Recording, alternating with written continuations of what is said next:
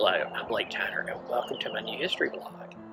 People are always asking me, why are you so interested in history? Why do you spend all this time doing research? Well, I was lucky enough to grow up with all four of my great-grandparents on my mother's side.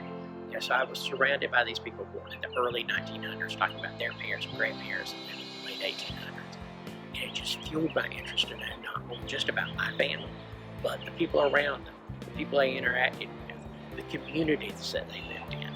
So I started doing research early on, and this blog is going to look at things that I have found in my years of research. So it might be some vintage photograph that I found that I'm interested in. It might be an old building I've always wanted to know more about. It might just be an old vintage newspaper article that I found that I thought was interesting. And it's going to cover, places all around the country. So I hope you enjoy it. If you have more information on the topic that I've talked about, feel free to drop me a line. I'm always looking for more information. And if there's something that you want to know about, drop me a line. I can't say that I'll have time to research it, but it might be something that's already in my files, or it might be something I can find out quickly for you. One art that's been around in Robeson County in North Carolina since it was still part of Bladen County is the art of making moonshine. The term actually has its origins in England and refers to occupational pursuits which necessitated night work or work by the light of the moon. The term bootlegging, though, has its beginnings in colonial America, where colonists would conceal bottles of liquor in the tops of their boots to sell to the Native Americans. The bootlegger is the person who sells the illegal liquor, while the moonshiner is the person that makes it. Moonshine has gone by many names, such as corn liquor, white lightning, ruckus juice, rock gut, and one of my favorite, spirits of seven cats a fighting. The taste of moonshine is an acquired taste. One reporter in the 1920s described drinking moonshine this way: the instant you swallowed the stuff, you felt like you were sunburned all over. Your head begins to buzz as if a hive of bees have swarmed there. When you close your eyes, you see 600 million torchlight processions all charging at you 10 abreast. And when you finally do open your eyes, the light blinds you and everything seems to be dancing around. The making of moonshine is not illegal. It's the selling it without paying the taxes that gets you in trouble. The government misses out on the revenue, and this has led to a long battle between the moonshiners and, as the mountain people say, the revenuers. The government first began taxing moonshine in 1791. Most of the distillers at the time were farmers who lived in remote areas where it was difficult to get their grain to market. To make use of this excess grain, they distilled it. The whiskey boys of Pennsylvania, Virginia, North and South Carolina protested the tax, sometimes violently. This violence led to an armed rebellion in 1794. One tax collector had his head shaved, his horse stolen, and then was tarred and feathered. President George Washington responded with a sizable militia ordered out into the countryside to arrest and detain the unruly rabble. The whiskey tax was finally repealed in 1803. At the beginning of the Civil War, the federal government reimposed the excise taxes on whiskey in an effort to fund the Union Army. These taxes were kept in place by the Reconstruction government, who soon discovered rebuilding the nation was just as expensive as fighting to keep it together. North Carolina Senator Zebulon Vance campaigned against the revenue laws in 1876, terming the revenue agents as red-legged grasshoppers.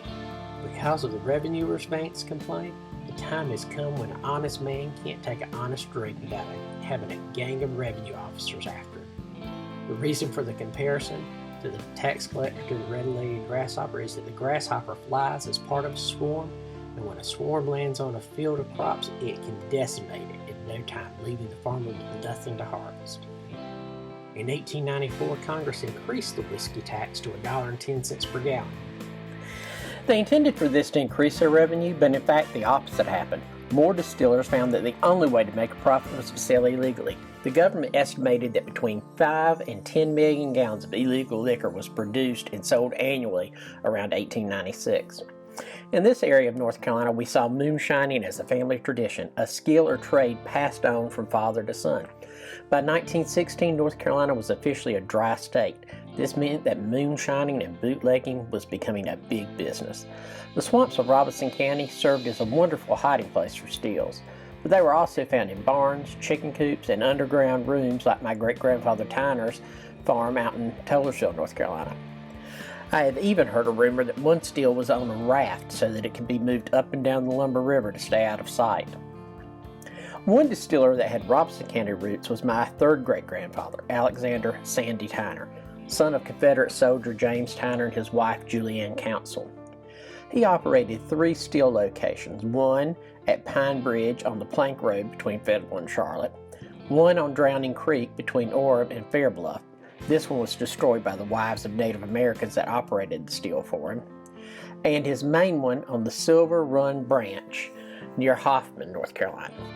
It was from this still that his whiskey took its name, Silver Run Whiskey. The whiskey was placed in 55-gallon wooden barrels to be taxed.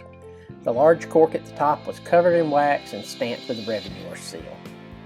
Tyner would then take these to a bar he and his brother-in-law operated. Tyner had, though, designed the barrel so that one band could be removed and the whiskey taken out from a hidden hole. They would then refill the barrel, allowing each barrel to be used several times before they paid the revenue tax again. Unfortunately, one of his workers, eager to take over his operation, alerted the revenuers. Tyner was tried and sentenced to a 1 year and 1 day in federal prison in Atlanta, Georgia, for failing to destroy a revenue stamp. He managed to fake sickness and with the help of the money he smuggled in, spent most of his time in the prison hospital. His wife made several visits to see him during his incarceration. He was released early after serving only 7 months. Sandy Tyner was known to speak his mind and fear no one. Once, while in court on a different matter, a young lawyer asked him, "Have you ever been tried before?"